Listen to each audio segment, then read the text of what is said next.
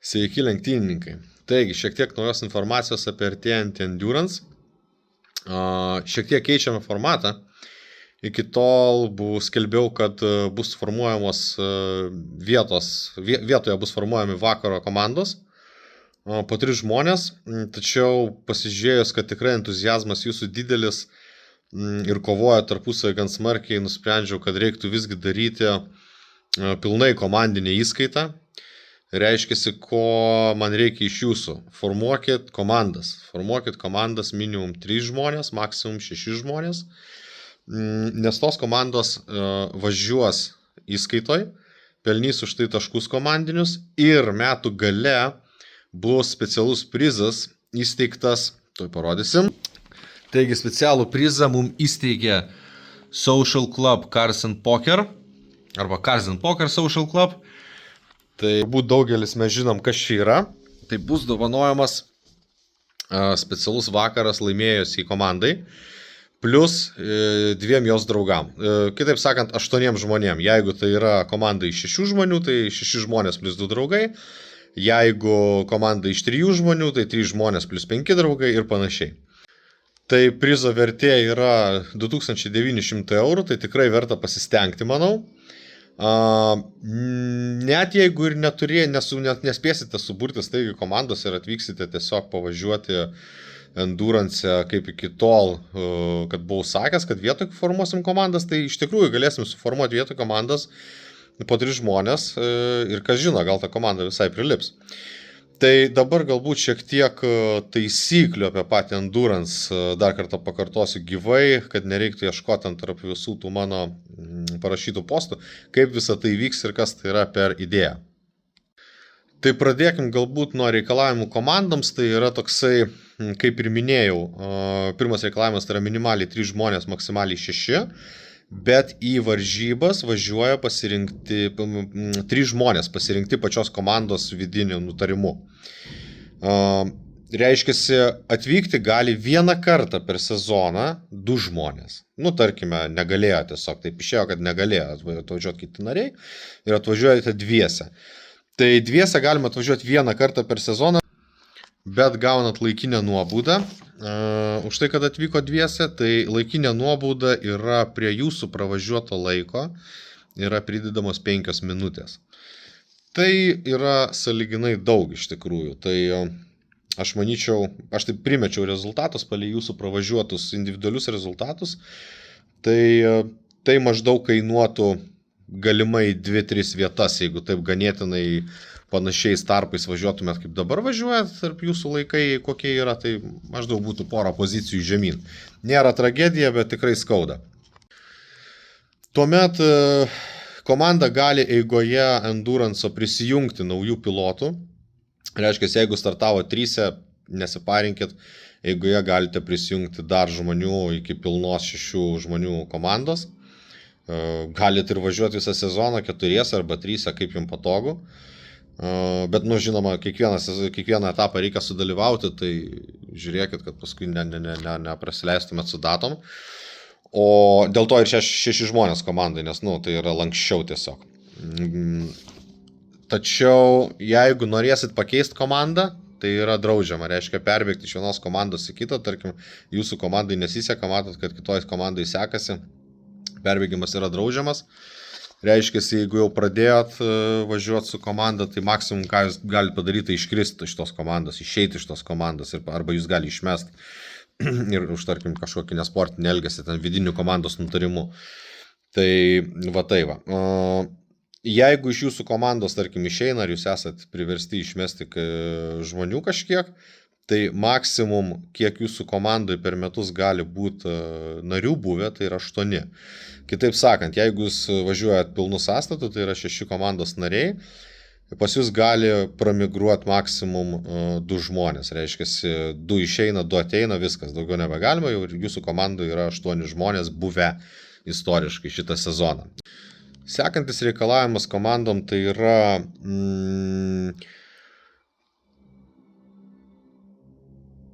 kad kiekvienas komandos narys privalo bent 1 kartą sudalyvauti varžybose. Reiškia, jeigu jūsų komanda susidaro iš 6 asmenų, Tai bent vienas varžybas tas komandos narys turi atvažiuoti ir dalyvauti, nes kitaip jisai kaip ir nelabai reikalingas. Tai žodžiu,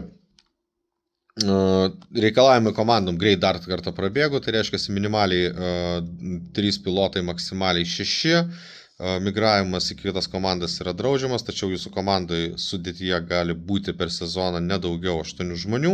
Vieną kartą galima atvykti 2 pilotam tik tais į vieną vakarą, bet tada gausite papildomas 5 minutės laiko nuobaudos.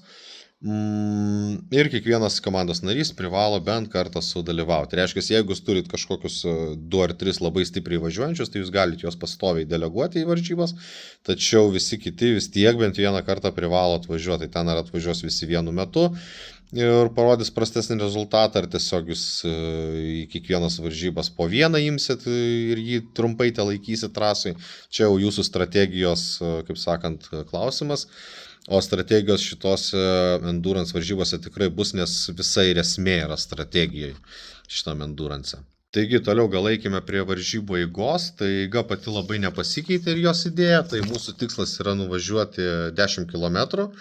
Tai yra žinomas trasos ilgis, tai trasos yra skirtingos, vienos yra 22 metrų, kitos ten apie 12 metrų, tai realiai dalinam 10 km paprasčiausiai aritmetiškai iš 22 tarkim metrų ir gaunam 455 ratus, kas yra grubiai apie 100 minučių varžybų, tačiau su visom nuobaudom, su prasivalymais padangų ir panašiai, ir kliurkom, tai greičiausiai tai bus apie 160 minučių, 150, aš manau išsitęs, bet tai vis tiek nėra taip ilgai, gan greit viskas vyks. Tada pasikeitimai tarp pilotų privalomi kas 50-70 ratų. Jūs reiškia galėsit pasirinkti kada taktikuoti. Jeigu pilotas vienas važiuoja geriau, tai jis važiuoja ilgiau. Jeigu tas, kuris važiuoja prasčiau, važiuoja mažiau. Vienintelis yra privalomas dalykas, kad iš atvykusių 3 pilotų visi 3 bent kartą pavažiuotų. Reiškiasi, tarkim, prasčiausiai važiuojantis gali suvažiuoti 50 ratų, jisai iš karto yra keičiamas, kitų pilotų jisai važiuoja maksimaliai 70 ratų, tada dar kitas pilotas jau trečias vėl 70 ratų, tada tas pirmas, kuris PM važiavo, tarkim, sakykime, prasčiausiai važiuojantis jau nebeimamas į trasą ir svičinama tik tas tarp tų 2 geriausiai važiuojančių. Bet svarbiausia, kaip minėjau, kad tas vienas, kad visi 3 bent kartą būtų išėję į trasą pavažiuoti. Dabar pasikeitimai tarp pilotų kaip vyksta, tai kaip ir rašiau tenais poste, tai atsarginiai pilotai laukia virtuvėlėje, jie tenais gali bendrauti bluetoothiniu ryšiu su pilotu, ar ausinės bluetoofinės, ar kas jau jums pasirinkti. Tada pilotas bėga, patartina šiaip eina, iš tikrųjų žiūrėsim čia kaip čia su to bėgimu, kad paskui kojų neišsisuktumėt ir galvų neprasiskeltumėt. Tai galbūt greitų žingsnių eina iki virtuvėlės. Duoda, biški ne taip, eina pirmiausia iki teisėjo, duoda varžybų kortelę, kad teisėjas atžymėtų, kiek ratų jūs pravažiavote, kad paskui būtų galima pažiūrėti, ar keitimai buvo tvarkingai atlikti. Tada iš karto atidavęs kortelę eina į virtuvėlę, duoda pultelį ir mašinėlę kitam savo komandos nariui, komandos narys grįžta prie teisėjo, atsima kortelę su įrašytais ratais ir eina iki trasos, pasideda automobilį ir važiuoja toliau. Dabar, jeigu jūs suklystat, čia yra jūsų atsakomybė žiūrėti, kada jūsų pasikeitimai ir skaičiuoti komandoje. Jeigu jūs suklystat, kada pasikeist, už kiekvieną ratą yra dadedama baudos sekundžių. Tai reiškia, jeigu jūs pasikeitėt ne ties 70 ratų ribos 72, tai už vieną viršitą ratą ar vieną ratą per anksti duodama 10 sekundžių baudos. Tai reiškia, ir jeigu pasikeitėte 72 ratu, jūs gaunat papildomai prie pravažiuoto laiko dar 20 sekundžių laiko baudos. Tai faktiškai, kadangi rato laikas yra apie 9 sekundės, tai jūs faktiškai dvigubinat rato ilgį, laiką, kiek užtrunkat rate.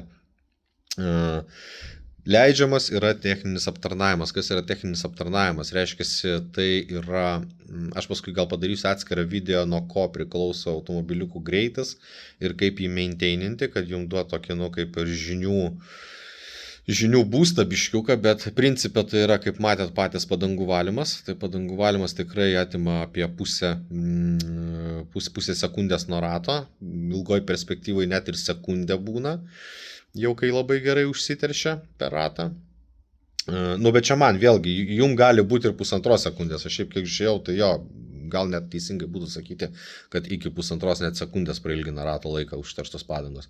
Toliau yra toks dalykas, ten grubiai kas 100-150 ratų, va taip, nu gal kas 150, sakyčiau, labiau ratų biškiai oksiduojasi šepetėliai, reiškia ir jų pravalymas. Tai ten 2 greiti brūkštelėjimai, tiesiog toks greitas, parodysiu atskirų video, greitas toksai prasivalymas ir jūs faktiškai susigrąžinate apie 2 sekundės nuo rato, nes šepetėlį irgi ten iki pusės sekundės įtakoja, nes jį tiesiog lėčiau pradeda važiuoti, nes varža padidėja. Tai taip. Tai čia tada būtų taip, dėl eigos tada vėl trumpa santraukėlė. Tai mūsų tikslas nuvažiuoti 10 km, tai grubiai 405 ratai šitai trasoj bus patikslinta, pasikeitimai kas 50-70, minimaliai nuvažiuoti, kiekvienas pilotas turi po 70 ratų, minimaliai, reiškia, jeigu kažkas vienas išeina, 7 ratų, paskui jis gali nebeit, likę 2 gali switchintis tarpusavyje, bet 7 ratų kiekvienas privalomai turi nuvažiuoti. Atsarginiai pilotai laukia virtuviai, aktyvus pilotas pasiima ir mašinėlę, ir pultelį, eina iki teisėjo, tai duoda kortą, duoda mašinėlę ir pultelį naujam pilotui, pilotas ateina, atsiema kortelį iš teisėjo, eina prie trasos, važiuoja toliau. Jeigu suklysta, tai yra už kiekvieną ratą 10 baudos sekundžių ir galima naudotis technologijomis su komanda, tai yra Bluetooth ausinės ar kažkas, nežinau, nu, svarbiausia, aišku, nerėkau ten, geriau būtų kažkokios technologijos. Tada leidžiamas techninis aptarnavimas, padangų valymas, kontaktų valymas, dažnumas nenormuojamas ir teisingai pamiršau paminėti, kad visas techninis aptarnavimas irgi atliekamas virtuvėlėje su savo komanda. Reiškia, vėlgi atsiras taktika. Turėsit pasiskaičiuoti ar palei mano patarimus, ar palei realius rezultatus, kas kiek ratų jums apsimoka valyti, kada jums apsimoka valyti, ką valyti ir panašiai. Nes, savim suprantama, tai užtrunka kažkiek laiko, bet jūs to pačiu ir atlošėt to kažkiek laiko. Tai, nu, va čia atrasti va tą balansą, čia bus jūsų užduotis. Apie taškus labai greitai, tai kaip ir niekas nesikeitė, jeigu bus tik 6 komandos, tai visas 6 komandos ir gaus komandinius taškus, tai yra pirma vieta 9, antra 6, 3, 4, 4, 3, 5, 2, 6, 1 taškas, jeigu bus daugiau negu 6 komandos, bus tada endurance'as ne vieną vakaro skirstoma į kelis vakarus, tai tarkim 5-6, gal žiūrėsim, ir tada gaus tik tais pirmos 6 vietos taškus. Dabar komandiniai taškai gauna visa komanda, nesvarbu kokie nariai važiavo, visa komanda gauna komandinius taškus. Asmeninius taškus gauna tik tais tie, kurie važiavo tą vakarą. Ir kaip ir minėjau, asmeniniai taškai persineša į jūsų bendrą asmeninio važiavimo rezultatą. Tai kaip ir padeda, sakykime, pasivyti, jeigu esat kažkur apačioje ar panašiai. Tai čia tiek. Tai pabaigai galbūt pakartosiu, kad mūsų pagrindinis prizas yra būtent komandinių varžybų prizas. Tai yra Cards & Poker Social Club. Ir jį bus galima laimėti tik tais komandom išskirtinai. Tai siūlau burtis į komandas. Mes jau, kiek žinau, turim 3 komandas, kiek aš praagitavau. Paskui padarysiu bendrą grupę, kur galėsit, jeigu jums trūksta narių, galėsit parašyti grupę, kad tokia ir tokia komanda priimtų tiek ir tiek narių.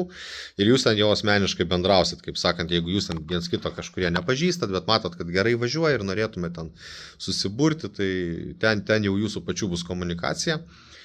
Tai va tiek turbūt. Tai, manau, tikrai turėtų būti įdomu ir tai iš tikrųjų praturtins ir praplės mūsų šičia tą pradėtą veiklą, nes vienas dalykas, aišku, yra važiuoti asmeniniai įskaitai, bet komandinis darbas ir visas strategavimas yra visai kitas levelis, nes aš pamenu pats savo aviamodelių varžybas, kol dar jaunėse dalyvavau, tai imdavom irgi pirmas vietas su savo komandos nariais, tai būdavo labai smagu, nes vienas atsakingas už vieną, kitas už kitą, bet visi gauna biškį ir tom rolėm pasikeisti, tada strategavimai, ten susitikimai vakarą, tikrai labai faina tokia dvasia. Ir tuo pačiu labai norėčiau padėkoti asmeniškai Edmundui už įsteigtą prizą ir žinoma už pamestas idėjas, paskatinimą ir šiaip bendradarbiavimą. Tai labai didelis dėkui, Edmundai, labai tikiuosi, kad ir tu rasi laiko prisijungti prie kažkokios komandos ir kokį šeštadienį ir penktadienį sudalyvauti. Aišku, mūsų datos biški kertasi ir tiek tavo, tiek mano yra penktadieniais renginiai, bet aš manau tikrai padarysim vieną kitą enduransą, kuris važiuos savaitgalį. Tai vien tik tam, kad galėtų kuo daugiau suvažiuoti, kaip sakant, tai aš manau, kad tikrai rasim laiko ir didelis tau dėkui. Ir sėkmės visiems kitiem. Cheers!